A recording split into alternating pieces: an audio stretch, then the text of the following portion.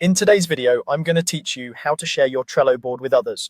By the end, you'll know exactly where to go, what to click, and how to set the right permissions so your teammates can collaborate confidently. Start by heading to Trello.com in your browser and sign into your account if you're not already. From the home screen, look for the boards area. Depending on your layout, you might see a boards button in the sidebar or at the top of the page. Click it to view all the boards you have access to.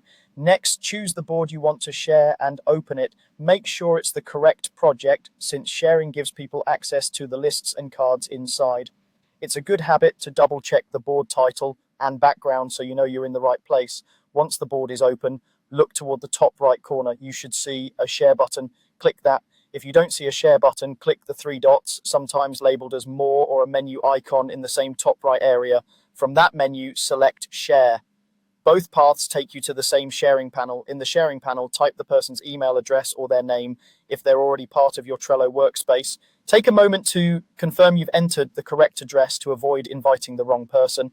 Trello will attempt to match existing users as you type, which can help you pick the right contact. Before sending the invite, choose the permission level that fits what you need. Typically, you can invite someone as a member who can add and edit cards, or you might see options that limit actions like commenting or viewing only, depending on your plan and board settings.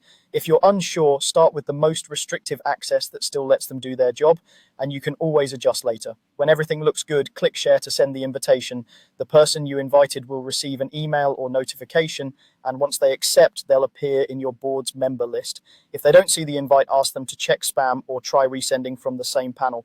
A couple of quick tips before we wrap up. If you can't find the share option, you might not have permission to invite others on that board. In that case, contact a board admin. Also, be mindful of what's on the board before sharing, especially if it includes sensitive information. Review who has access from time to time to keep your workspace tidy and secure. That's it. You've successfully shared your Trello board and set the right level of access so everyone can collaborate smoothly